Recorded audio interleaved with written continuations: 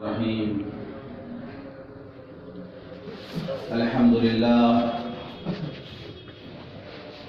لله رب العالمين، والصلاة والسلام على سيد الأنبياء والمرسلين وخاتم النبيين سيدنا محمد وآله وصحبه أجمعين،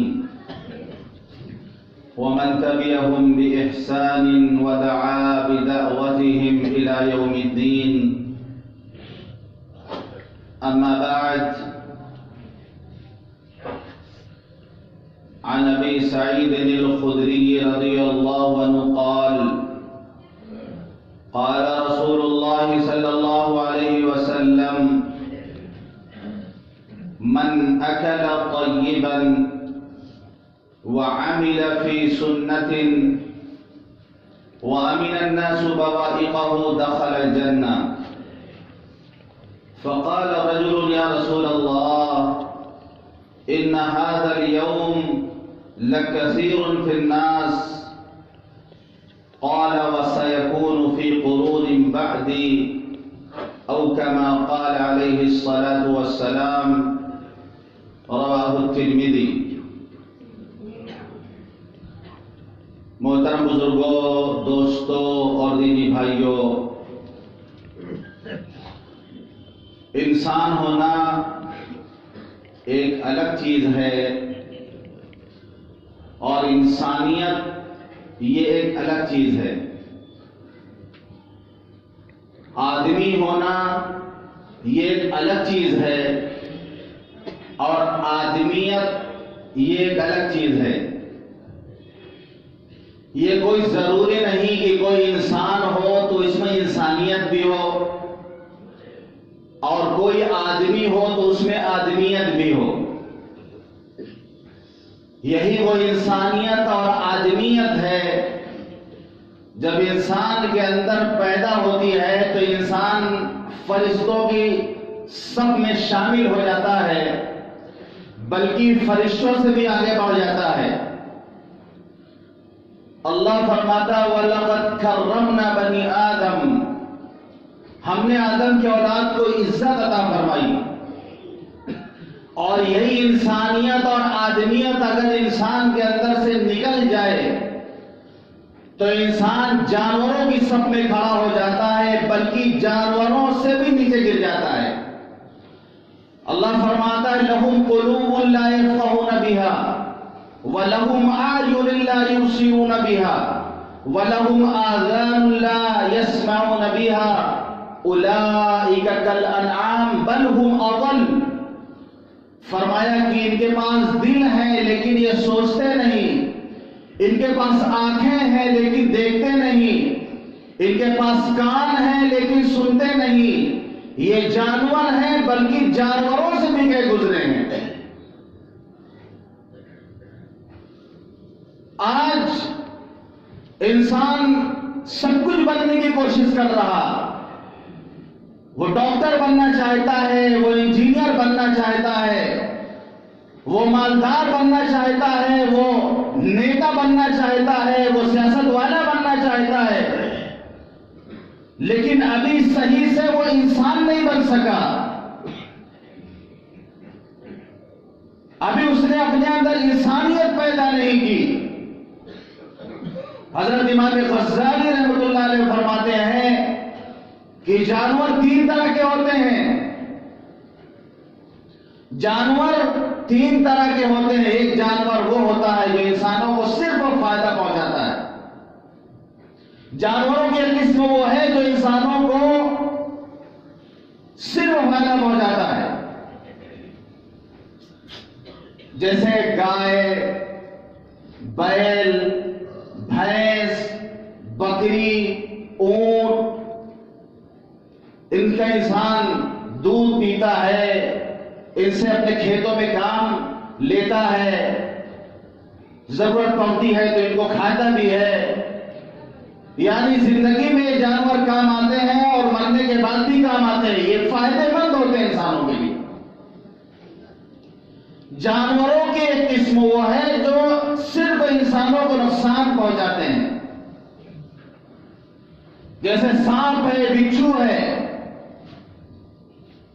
یہ انسانوں کو فائدہ نہیں پہنچاتے، جب موقع ملے گا یہ ڈس لیں گے، جب موقع ملے گا ڈنک مار دیں گے۔ اور جانوروں کی تیسری قسم یہ ہے جو نہ انسانوں کو فائدہ پہنچاتی نہ نقصان پہنچاتی۔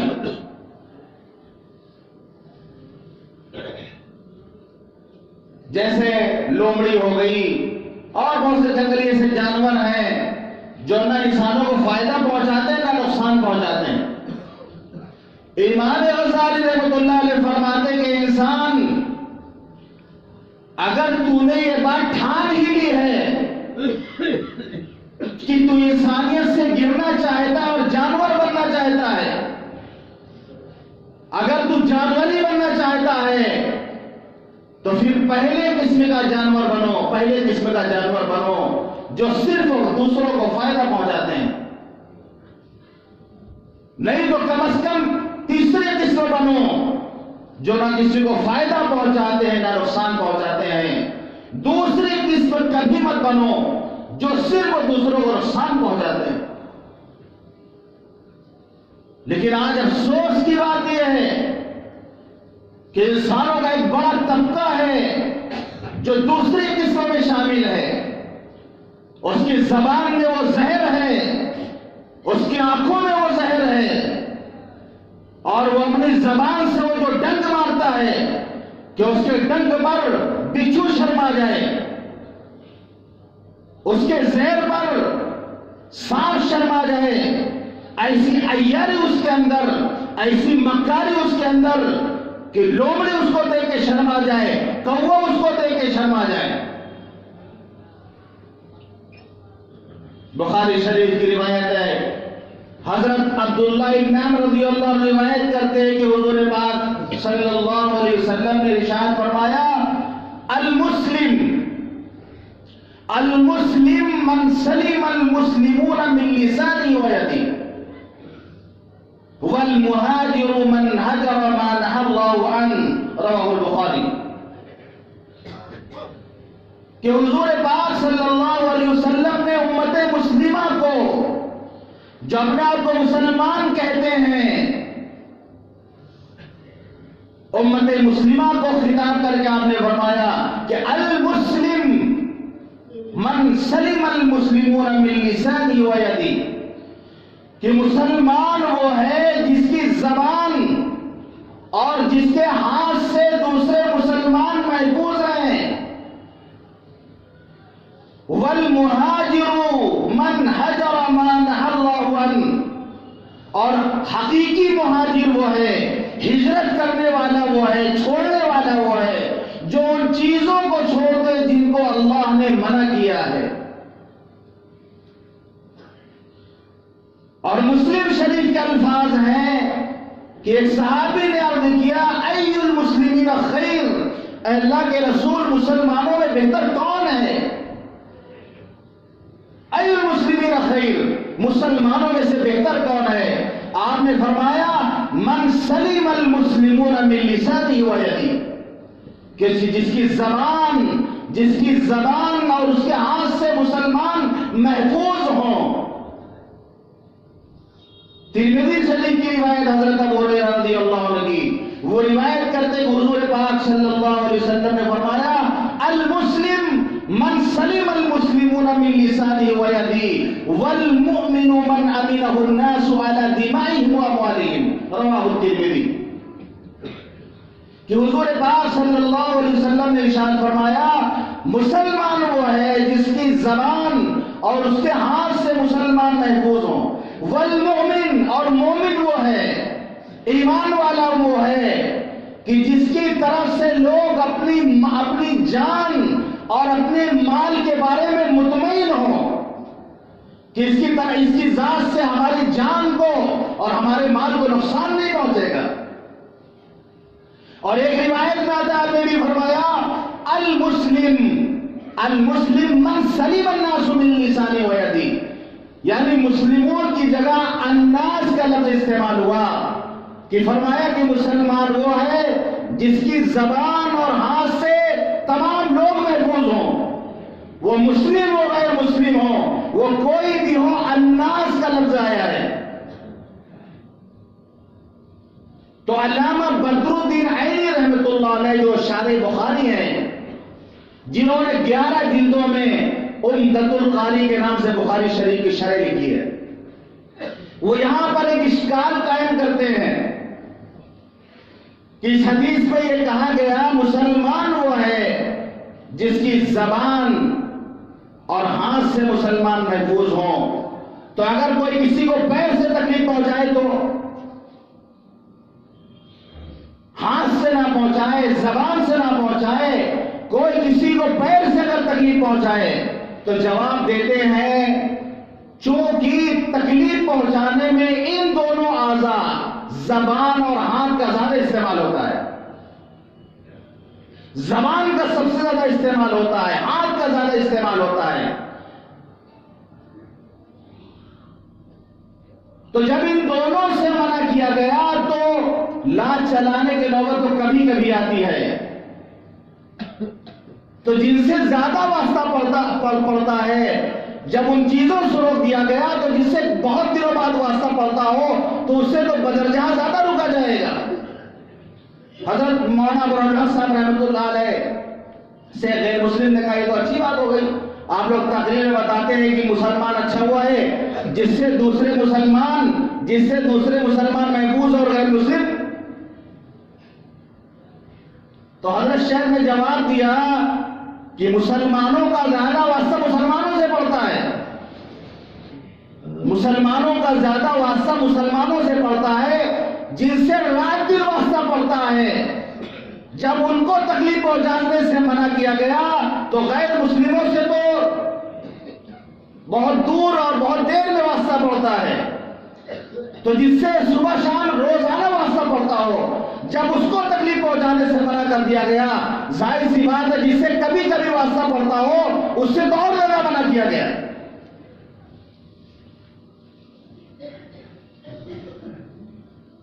ایک دوسرا اشکال علامہ عینی کرتے ہیں کہ حضور پاک صلی اللہ علیہ وسلم نے یہ فرمایا کہ مسلمان وہ ہے جس کی زبان اور ہاتھ سے مسلمان محفوظ ہوں، تو زبان سے کیا کسی کو تکلیف پہنچاتا ہے؟ کوئی زبان سے کسی کو مارتا ہے، زبان کے الفاظ سے مارتا ہے، تو فرمانا چاہیے تھا المسلم من سلم المسلمون من الفاظ لسانی، کہ اس کے زبان سے جو الفاظ نکلتے ہیں، اس کی زبان سے جو کلمات نکلتے ہیں، اس سے وہ دوسروں کو تکلیف نہ پہنچائے۔ اس کا جواب دیتے ہیں کہ حضور پاک صلی اللہ علیہ وسلم کی فصاحت اور بلاغت ہے۔ بعض مرتبہ ایسا ہوتا ہے کہ آدمی زبان سے کچھ نہیں کہتا، کوئی لفظ نہیں نکالتا، یخرجون السنتهم استہزاء، اپنی زبان کو نکال دیتے ہیں اور تھوڑا سا دائیں بائیں ہلا دیتے ہیں مذاق اڑانے کے لیے، جس کو ہماری زبان میں چڑھانا بولتے ہیں۔ کچھ نہیں کہتا وہ زبان سے، زبان باہر نکالتے ہیں اور تھوڑا سا کسی کو دیکھ کے کسی سے غصہ ہوتا ہے، اس کو دیکھ کر کے اور زبان ہلا دیا دائیں بائیں، تو اس سے سامنے والے کو تکلیف پہنچ گئی۔ تو صرف الفاظ سے تکلیف نہیں پہنچائی جاتی، زبان سے بھی تکلیف پہنچائی ہے۔ حضور پاک صلی اللہ علیہ وسلم کی فصاحت اور بلاغت ہے کہ آپ نے فرمایا کہ مسلمان وہ ہے جس کے جو زبان اور اس کے ہاتھ سے لوگ محفوظ ہوں، مسلمان محفوظ ہوں۔ تو سب سے زیادہ واسطہ انہی دونوں چیزوں کا پڑتا ہے، یہ زبان اور یہ ہاتھ، اور آج کے دور میں ان کا زیادہ استعمال ہونے لگا۔ زبان سے آدمی دوسرے کو گالی دے دیتا ہے، برا بھلا کہہ دیتا ہے، دوسروں کا مذاق اڑاتا ہے، دوسروں کی چغلخوری کرتا ہے، دوسروں کی غیبتیں کرتا ہے، دوسروں پر بہتان لگاتا ہے۔ اس زبان کو تو ان تمام چیزوں سے پاک ہونی چاہیے۔ ماں کے پیٹ میں اللہ نے اس کا خیال رکھا کہ جب بچہ ماں کے پیٹ میں ہوتا ہے تو منہ کے راستے سے اس کو غذا نہیں پہنچائی گئی، کیونکہ اس وقت وہ گندا خون پیتا ہے تو ناف کے راستے سے غذا اس کو پہنچائی گئی تاکہ اس کی زبان گندی نہ ہو. دنیا میں انسان منہ سے کھاتا ہے لیکن ماں کے پیٹ میں ناف کے راستے سے اس کو غذا پہنچائی جاتی ہے کیونکہ وہ گندی غذا ہوتی ہے. تو ماں کے پیٹ میں اللہ نے اس زبان کی حفاظت فرمائی اور انسان جب دنیا میں آئے تو اس زبان کو گندا کرے وہ گالی سے، اس زبان کو گندا کرے دوسروں پر کیچڑ اچھالنے سے.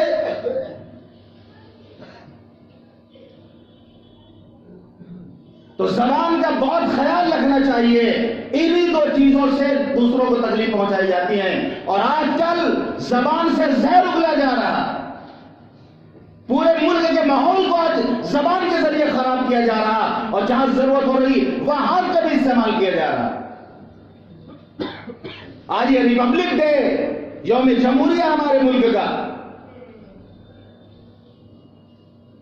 ہم مسلمان کی حیثیت سے کہتے ہیں کہ ہم مسلمان ہیں، ہمیں اس بات پر فخر ہے اور ہم ہندوستانی ہیں، ہمیں اس بات پر بھی فخر ہے.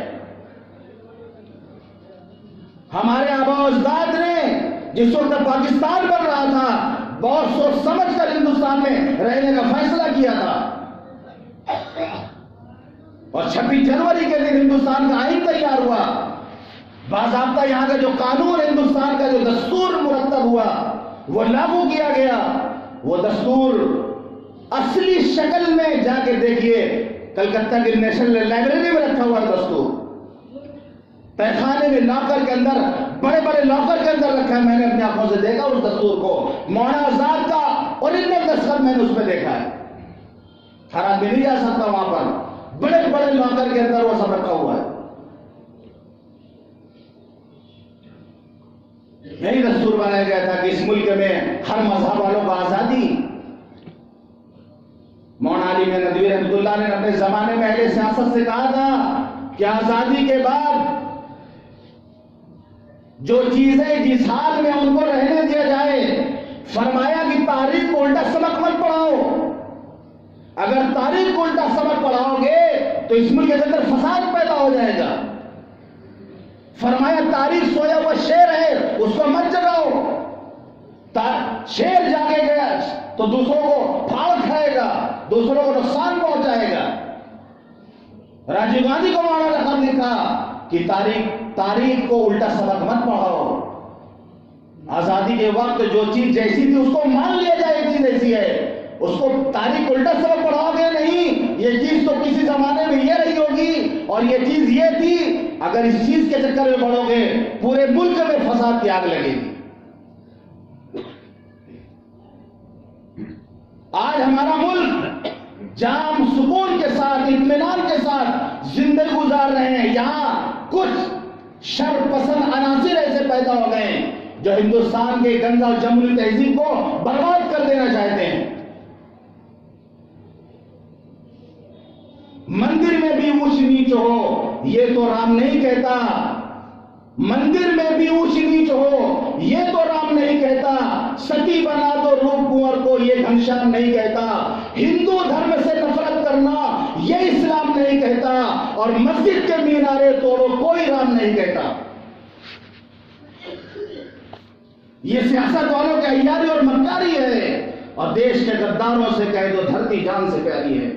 ہم اس دھرتی کے لیے پوری زندگی ہم کوشش کرتے ہیں اس کی ترقی کے لیے اور جب مرتے ہیں تو اسی دھرتی پر ہم آرام کرتے ہیں.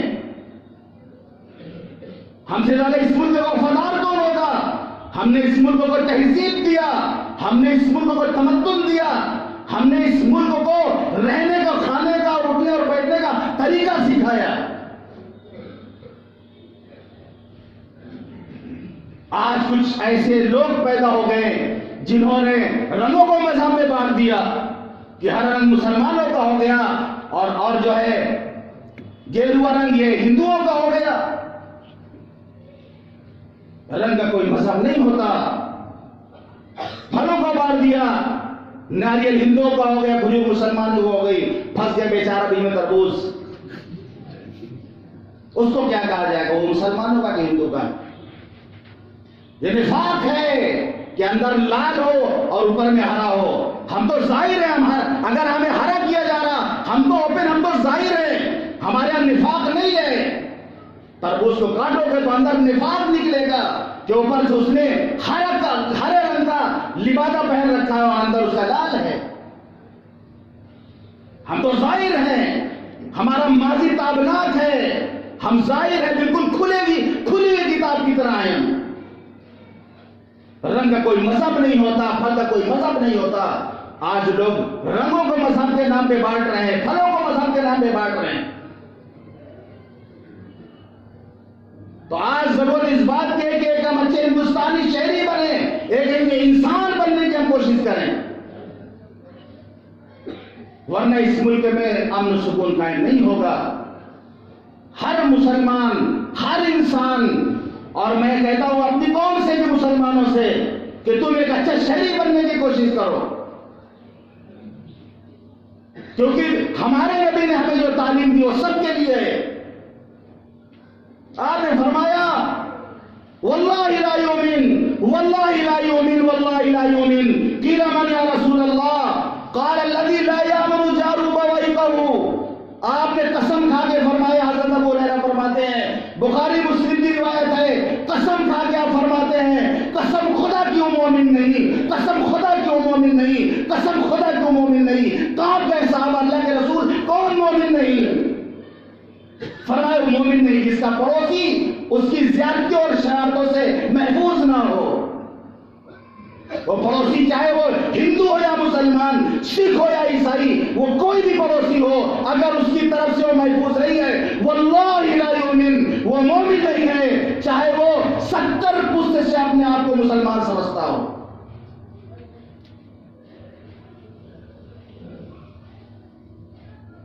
فرمایا لا يدخل الجنہ الذی لا یامن جارہ بوائقہ. حضرت انس فرماتے ہیں حضور پاک صلی اللہ علیہ وسلم نے فرمایا کہ وہ جنت میں نہیں جائے گا جس کے شرارتوں سے اس کے پڑوسی محفوظ نہ ہو، جس کی شرارتوں سے اس کے پڑوسی محفوظ نہ ہو، جنت میں نہیں جائے گا. ہم نے اتنا آسان معاملہ سمجھ رکھا ہے. ایک عورت کے بارے میں مسند احمد کی روایت ہے، ایک عورت کے بارے میں بتایا گیا اللہ کے رسول صلی اللہ علیہ وسلم سے کہ ایک عورت ہے، نماز روزے بہت زیادہ کرتی ہے، ذکر و اذکار بہت کرتی ہے، نوافل کا بہت زیادہ اہتمام کرتی ہے، لیکن پڑوسیوں کو تکلیف پہنچاتی ہے. آپ نے فرمایا جہنمی عورت ہے. ایک عورت کے بارے میں آپ کو بتایا گیا وہ زیادہ نماز روزہ نہیں کرتی، وہ زیادہ ذکر و اذکار نہیں کرتی، فرائض پر اکتفا کرتی ہے، لیکن اس کے پڑوسی اس سے خوش ہے، اس کے پڑوسی اس سے خوش ہیں. آپ نے فرمایا جنتی ہے.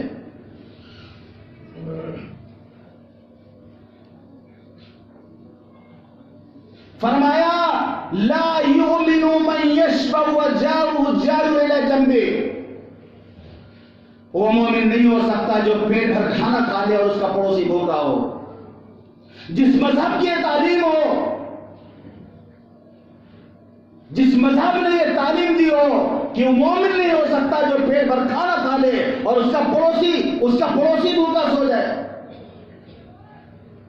آج ہمارا حال کیا ہے پڑوسیوں کے ساتھ؟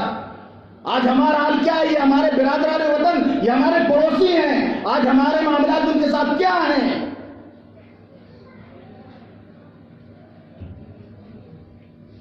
آپ نے فرمایا دیوار اتنی اونچی مت کرو کہ پڑوسی کے گھر میں روشنی اور ہوا نہ جائے. منع کیا آپ نے کہ اپنی دیوار کو اتنی اونچی مت کرو کہ جس سے تمہارے پڑوسی گھر میں روشنی اور ہوا نہ جائے. آج ہمارے عالم یہ بلڈنگیں ایسی بنتی ہیں سب کچھ بند ہو جاتا ہے. کہاں کی روشنی اور کہاں کی ہوا کہ اگر پڑوسی اگر کھڑکی کھول کے اگر وہ تھوکے گا بھی تو اگلے والی کھڑکی کے اندر داخل ہو جائے گا. اس کا کوڑا پھینکے گا، اس کا کوڑا پڑوسی کے گھر کے کمرے کے اندر چلا جائے گا. یہ تعلیم تو دوسروں نے لیا، ان کے ہاتھ جا کے بلڈنگیں بنتی جا کے آپ دیکھیں وہ روشنی کے لیے، وہ دھوپ کے لیے کتنا اچھا انتظام کرتے ہیں. آپ نے فرمایا کھانا پکاؤ تو اپنے کھانے کی خوشبو سے پڑوسی کو تکلیف مت دو، کھانے کی خوشبو سے پڑوسی کو تکلیف مت دو، یا اگر خوشبو پہنچانی ہے تو اس کے لیے کچھ ہدیہ بھیجو اس میں سے۔ ایسی اعلیٰ تعلیم نبی صلی اللہ علیہ وسلم نے اس امت کو دی۔ یہ نہیں کہ ایورسٹ مسالہ اور انڈین مسالہ اور کیا کیا بہتر عمدہ مسالہ بھون رہے، ایک دم گوشت کی گھوڑائی چل رہی ہے اور پڑوس میں غریب ہے بیچارے اور ان کے بچے پریشان ہو رہے خوشبو سونگ سونگ کر کے۔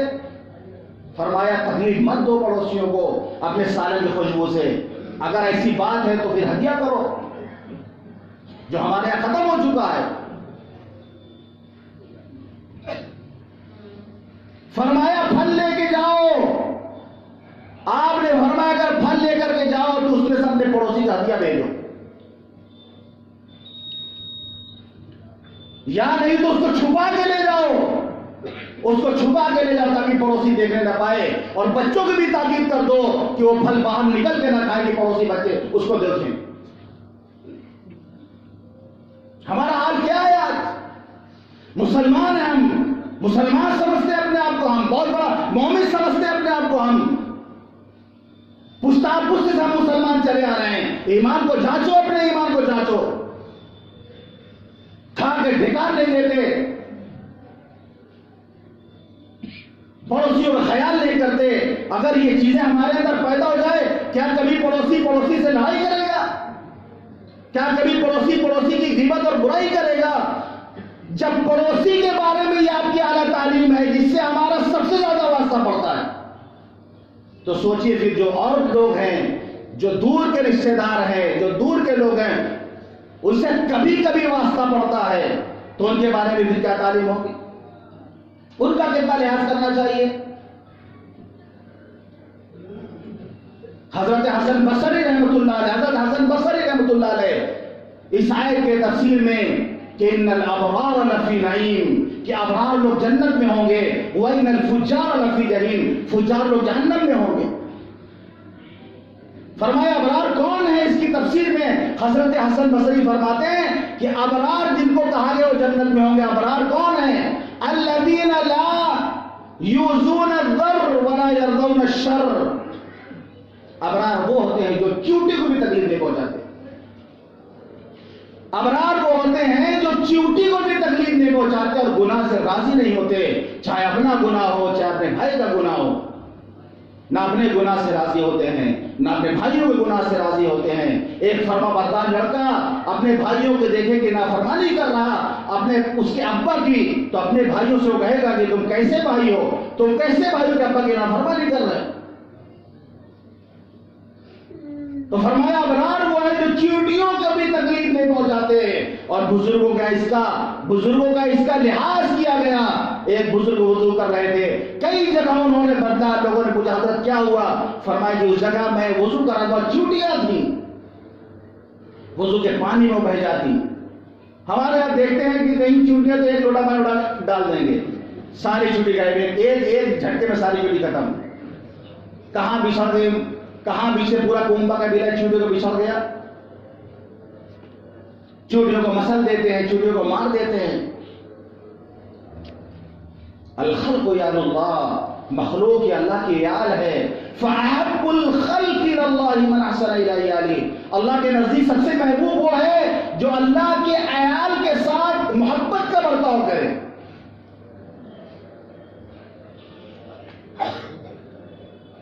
ایک بزرگ تھے، ان کے گھر میں چوہا بہت ہو گئے تھے، انہوں نے کہا کہ بھائی میرے گھر میں چوہا بہت ہو گئے، صاحب نے کہا بلی پال لو، بلی پال لیجیے۔ پھر کچھ دن بعد کہنے لگے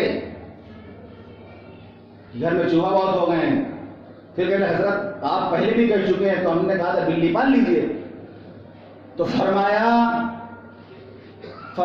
کہ میں اگر بلی پال لوں گا تو میرے گھر کے سارے چوہے کہاں چلے جائیں گے؟ پڑوسی گھر میں چلے جائیں گے، ہمارے گھر میں تو بھاگ جائیں گے وہ، اور پڑوسی کو پریشان کریں گے۔ میں نہیں چاہتا کہ میرے پڑوسی پریشان ہوں۔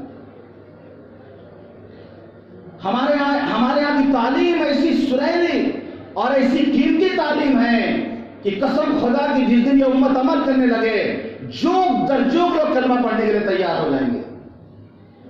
ہمیں ایک اچھے مسلمان بن کے ہندوستان میں ثابت کریں کہ ہم ایک مسلمان ہیں. غیر مسلم آپ کے مسلمان ہونے پر فخر محسوس کرے گا. محبت کو بانٹیں, نفرتوں کو کم کریں.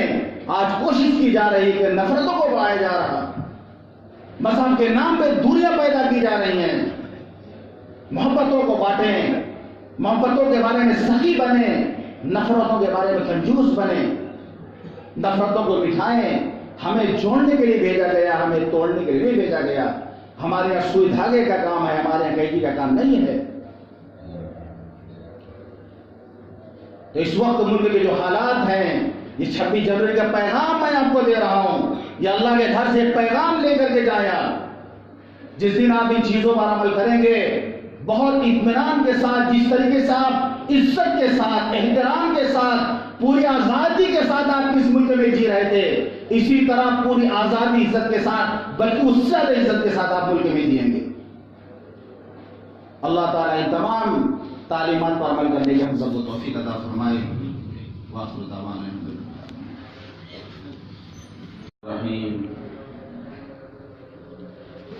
الحمد